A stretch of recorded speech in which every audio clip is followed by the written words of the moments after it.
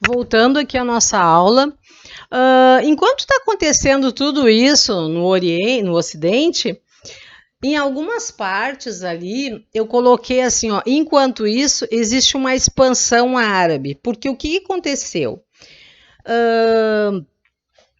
Os árabes, todo árabe é islâmico, mas nem todo islâmico é árabe. O que eu estou querendo dizer com isso? O islamismo é a religião que foi fundada por Maomé, né, que é o líder dessa religião. Ele fundou a religião e ele era árabe. Então essas tribos eram tipo assim beduínos, tribos que andavam dispersas, não tinham uma unificação. E essa religião, o islamismo, fez com que essas tribos se unissem. Então agora o que vai acontecer? Nesse momento eles vão começar depois disso, né? Depois dessa expansão, depois da conversão dos árabes, eles vão começar a expandir esse território, tá? Então, por isso que eu botei aqui, ó, enquanto isso, tá? As conquistas árabes. Ali eu botei que os árabes conquistaram a Pérsia, conquistaram a Arábia e conquistaram o Egito, certo? O que eu tinha falado para vocês lá anteriormente?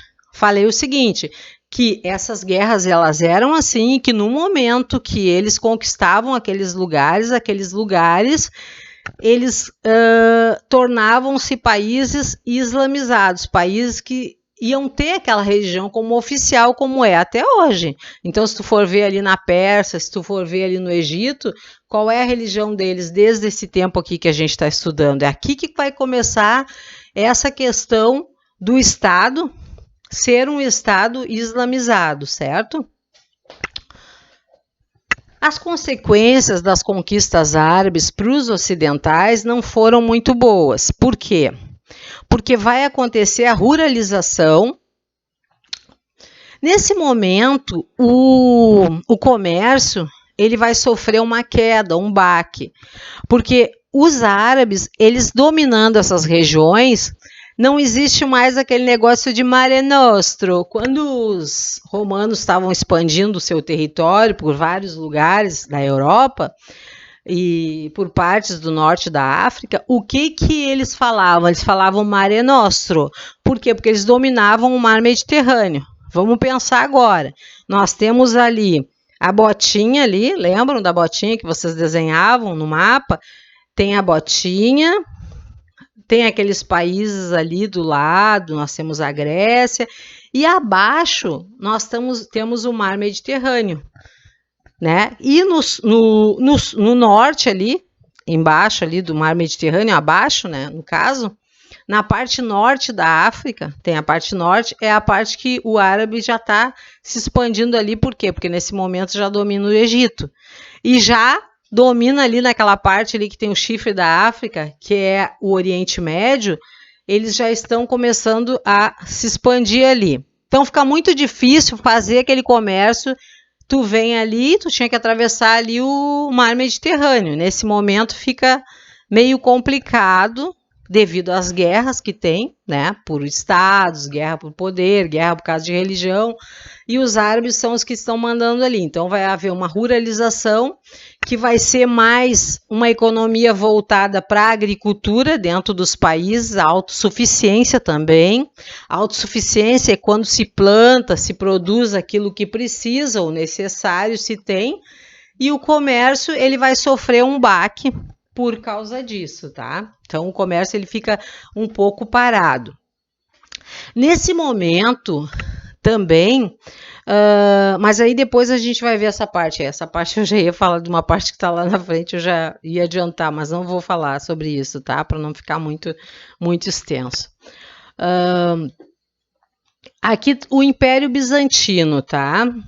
O Império Bizantino, em 395 a 1453. 395 foi ali quando começou com Constantinopla. Vamos dar uma olhada no Império Bizantino agora, tá?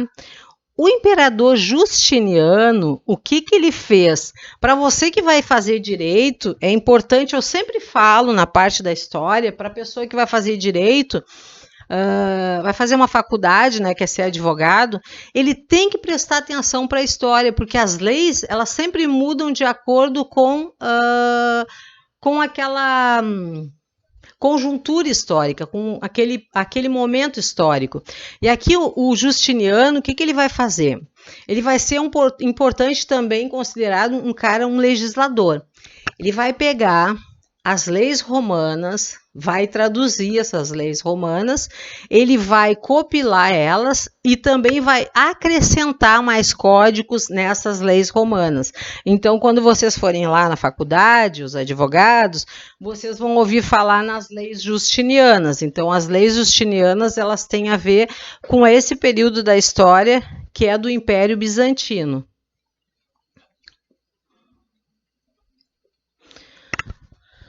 Criou César o papismo, o imperador possui autoridade sobre a igreja em 527 e 565. Então, o César o papismo nada mais era do que o imperador, quase se tornando ali como se fosse um papa. Então, o que ele está falando nesse momento? Ele está falando que ele também pode ser papa, que ele também pode ter a autoridade do papa, né? Que não é só a igreja apostólica, católica, romana, que tem esse poder, tá? Então, na verdade, se tu for ver isso aí, esse César o papismo, ele vai ser um poder que ele vai estar mais ou menos querendo se nivelar ao Papa. Código Civil, acabei de falar para vocês, tá?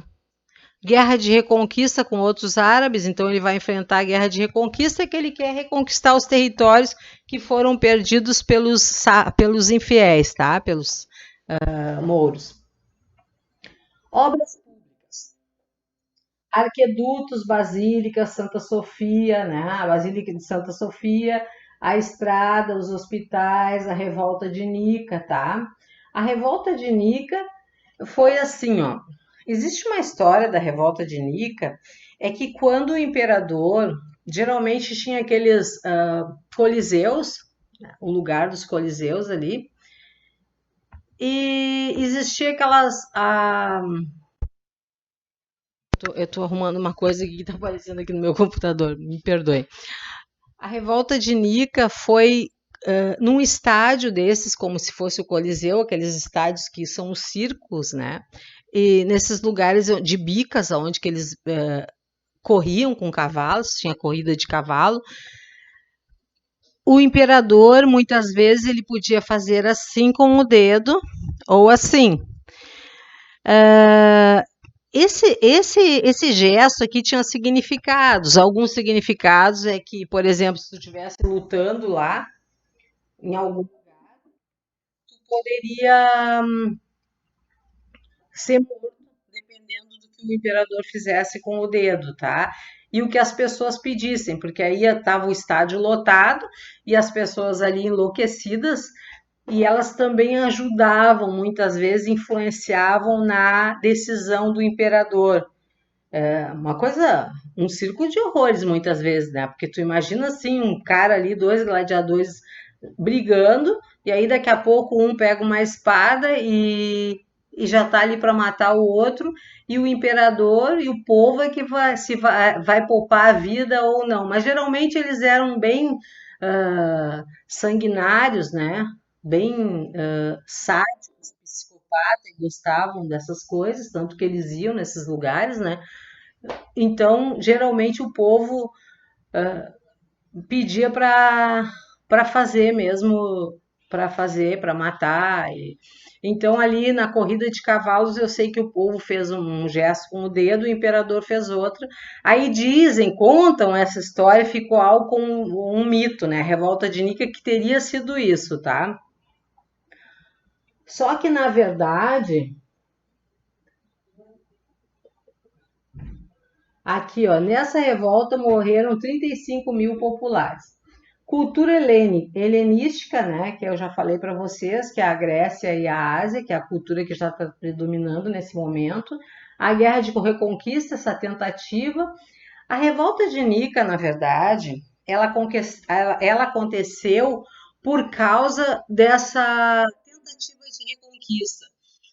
ele estava tentando reconquistar o Império Romano do Ocidente. E para isso, ele necessitava de muitos recursos e gastava muito em soldado, em exército. E ele tirava esses impostos de quem? Do povo. Então, o povo ele se revoltou contra o imperador e por isso que aconteceu a revolta de Nica. Só que essa parte aí dos cavalos talvez tenha sido somente a gota d'água do povo já estar revoltado ou simplesmente uma mitologia, alguma coisa que inventaram e que não existiu, tá? Essa parte do dedo aí dos cavalos.